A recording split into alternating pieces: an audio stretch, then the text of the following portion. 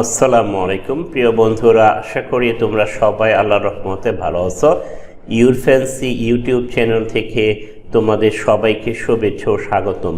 বন্ধুরা, আজকের ক্লাসে আমরা শিখব এমএস ওয়ার্ডে কিভাবে ওয়ার্ডার ক্রিয়েট করা যায়। বন্ধুরা, আজকের ক্লাসটি আমি 3টি ভাগে ভাগ করেছি। প্রথমে আমরা শিখব হাউ টু ইনসার্ট ওয়ার্ডার কিভাবে ইনসার্ট করা যায়। তারপরে শিখব হাউ টু কাস্টমাইজ ওয়ার্ডারকে কিভাবে কাস্টমাইজ করা যায়। তারপর শিখব how to resize and position border, কিভাবে ওয়ার্ডারকে রিসাইজ করব এবং ডকুমেন্টের বিভিন্ন জায়গায় প্লেস করব। বন্ধুরা, আমি এমএস ওয়ার্ড 2016 ভার্সনটি ইউজ করতেছি। তোমরা এই ওয়ার্ডারের কাজটি 2007, 2010, 2013, 2019 এবং 2021 ভার্সনেও করতে পারবে। তো চলো শুরু করি।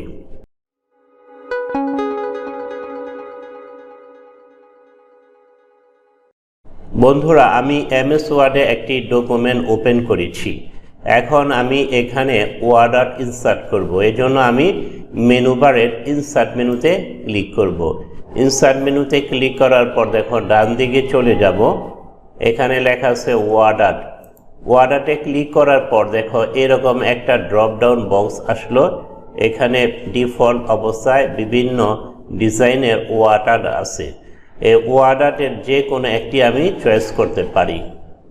দেখো আমি এই ওয়ার্ডারের এটা ক্লিক করলাম। ক্লিক করার পর দেখো এখানে একটা টেক্সট বক্স আসলো। এখানে লেখা আছে ইউ টেক্সট হিয়ার, অর্থাৎ এখানে তুমি লেখো। মনে করো আমি লিখলাম ওয়েলকাম টু ইউরফ্যান্সি।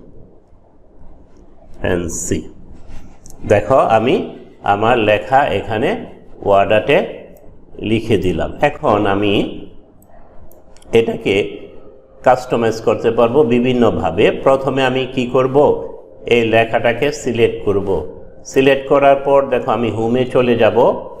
হোমে যাওয়ার পর দেখো এখানে ফন্ট আছে, বর্তমানে আছে টাইমস নিউ রোমান। আমি এখানে ক্লিক করলে দেখো বিভিন্ন ফন্ট আছে। আমি এখান থেকে যে কোনোটা চয়েস করে দিতে পারি। দেখো আমি চয়েস করার পর দেখো ডান দিকে পরিবর্তনটা খেয়াল করো, ফন্টগুলো অটোমেটিক্যালি চেঞ্জ হয়ে যাচ্ছে। আমি আমার চয়েস মতো যে কোনো একটা নিব। মনে করো আমি নিলাম এরিয়াল ব্ল্যাক, এটা নিলাম। আমার ফন্টটা চেঞ্জ হয়ে গেল। আমার আসছিল টাইমস নিউ রোমান, এখন হয়ে গেল এরিয়াল ব্ল্যাক। দেখো এটার সাইজটা একটু বড় হয়ে গেছে। এখন এইখানে আমরা সাইজ ছোট বড় করতে পারি। এখান থেকে বড় করতে পারবো, ছোট করতে পারবো। আমি একটু ছোট করে দিই, 28 করে দিলাম। তারপরে আর কি আছে দেখো, এই যে বোল্ড আছে বর্তমানে। বোল্ড মানে মোটা। দেখো আমি যদি বোল্ডটা তুলে দিই, বোল্ড দেই, আবার এটা একটু মোটা হয়ে যায়। আমি বোল্ডটা তুলে দিলাম।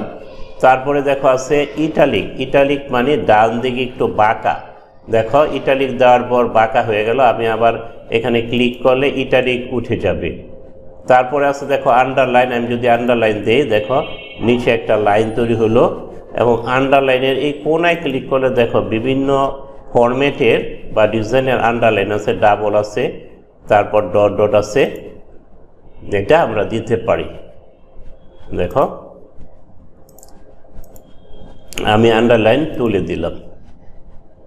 আচ্ছা, এবার আমি কি করব, এই লেখার কালার চেঞ্জ করব এবং এটাকে এফেক্ট দিব। এই জন্য আমি এই বক্সটাকে সিলেক্ট করে, লেখাটাকে সিলেক্ট করে এই যে শেপ ফরম্যাটে যাব।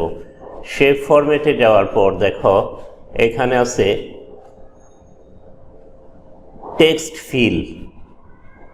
ফিলের কালার বর্তমানে হলুদ আছে। আমি এখান থেকে দেখো দিলে চেঞ্জ হয়।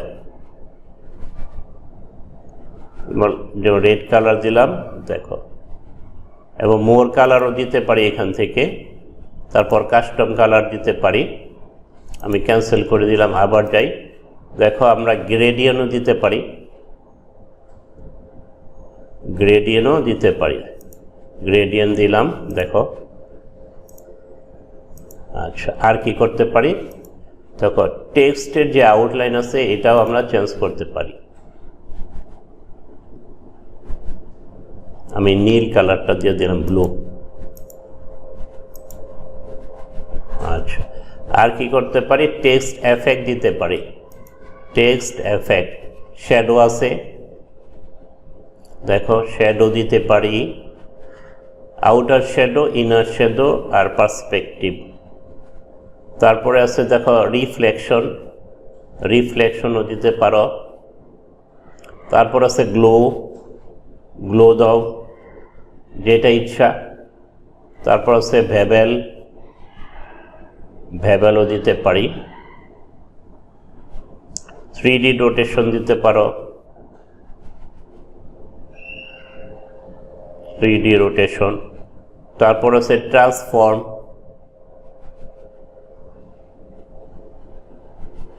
আমি এটা দিয়ে দিলাম।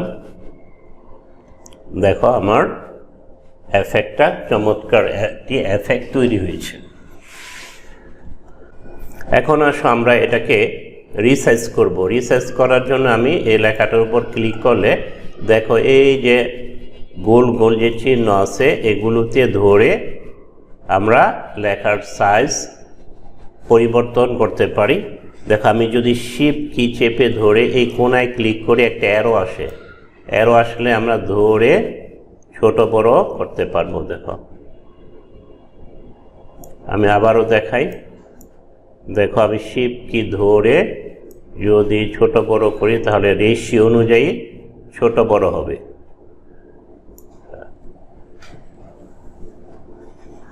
আমি এদিক থেকেও করতে পারি,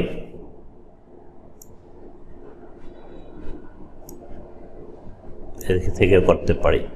আবার এই যে রোটেট করতে পারি, এখানে ধরে দেখো রোটেট করতে পারি, রোটেট করতে পারি আমার ইচ্ছে মতো।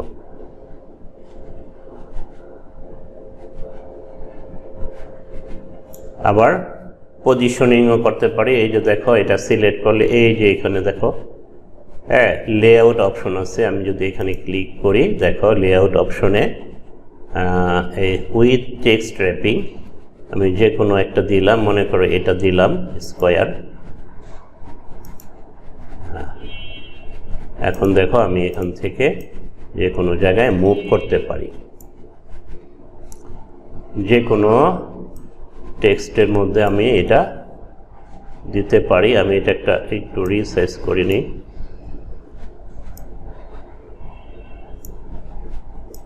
এই যে আমি ইচ্ছে মতো, আমার ইচ্ছে মতো আমি এটাকে পজিশনিং করতে পারি।